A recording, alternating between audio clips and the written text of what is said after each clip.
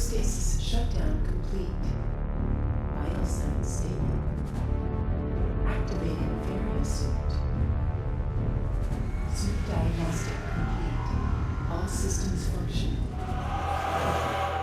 Hey everyone, it's Matt from IGN Wii, and I'm here with Bose. Hey, what's up, guys? We're doing a dual video review. It's the first time we've ever done this, but we both love Metroid. We both played through the game. We thought we'd give you both of our opinions. Yeah, exactly. Let's get right into it.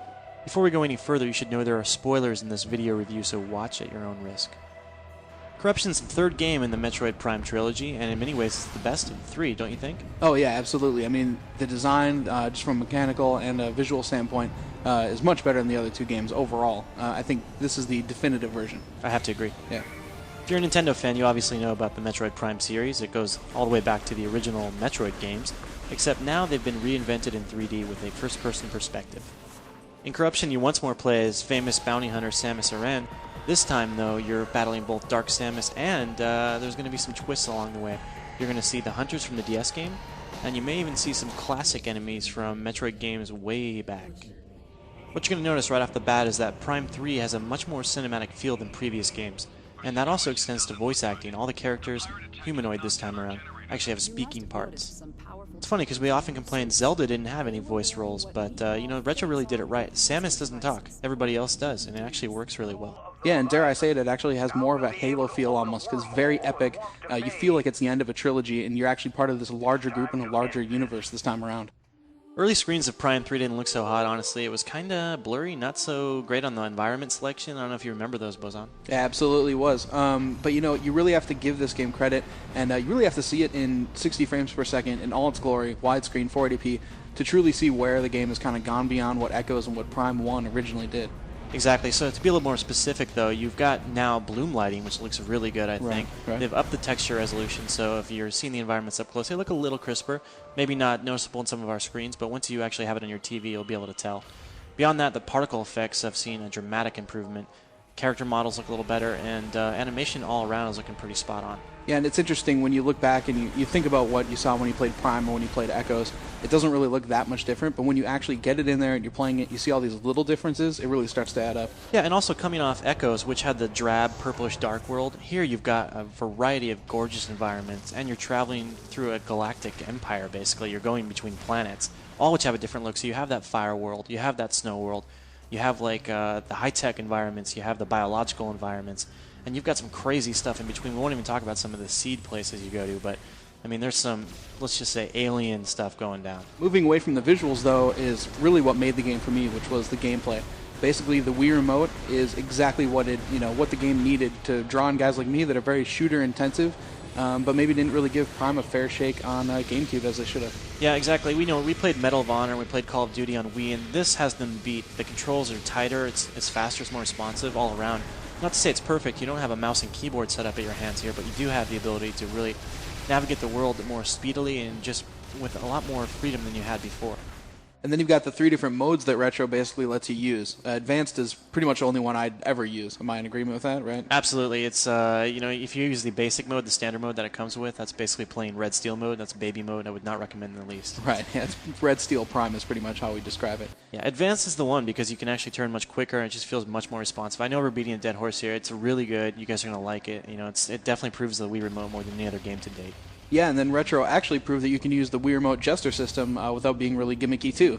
You've got basically like train controls. You can push in, pull out. You have to, pump some objects in the game. You use the grappling hook with your left hand and the nunchuck controller. Yeah, I really like that grappling feature. You just basically throw your nunchuck outward and then snap backward, and you can pull shields off, you can pull tails off enemies, you can pull panels off walls, all this cool stuff they've really done with it. Yeah, they used it a ton more than I thought they originally were going to, and you combine that with the IR and kind of with the immersion factor you get just basically from tinkering with all these things in the environment, and overall it just feels like a great game. At the same time, though, also the guys that are more adventure-intensive are going to be happy to hear that the game is very segmented. There are certain areas that are shooter-intensive, and there are certain areas where you may not even fire a gun except to open doors, for large stretches at a time. Yeah, you could call this a first-person shooter. You could also call it a first-person adventure game, and I actually prefer the latter. I still think it's an adventure game.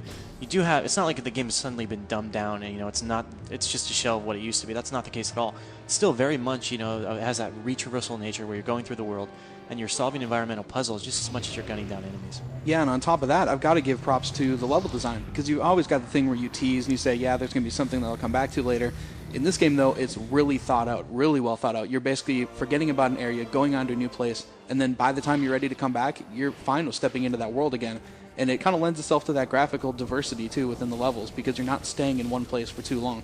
Exactly, and on top of that, you have that galactic map this time around, whereas in previous games, it kind of felt a little tedious drudging back from one place to another because the world was so big.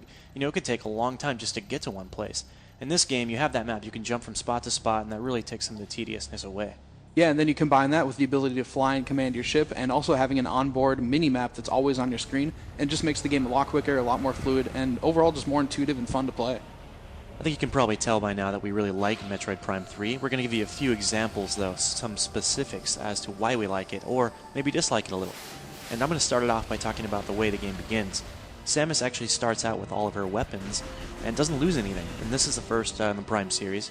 You don't have to go back and find all these weapons that you somehow lost.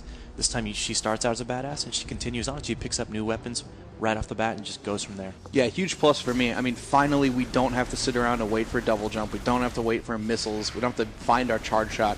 You feel like the badass when you start the game, which makes sense because you just finished Echoes. Exactly.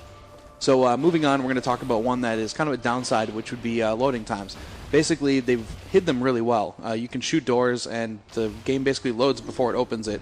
Or, there are other times when the ship is flying in, and you see a cinematic, but it's actually a disguised loading time with repeats. Right. I actually like the cinematics. Of course, yeah. They're done really well. The cinematic side is great. The part that isn't so great is sometimes you'll shoot a door, and you'll stand there and wait for like upwards of 5 or 6 seconds before the door even opens. I think there's been a time or two where I've waited upward of 10 seconds. Yeah. And it happens especially on this one space station.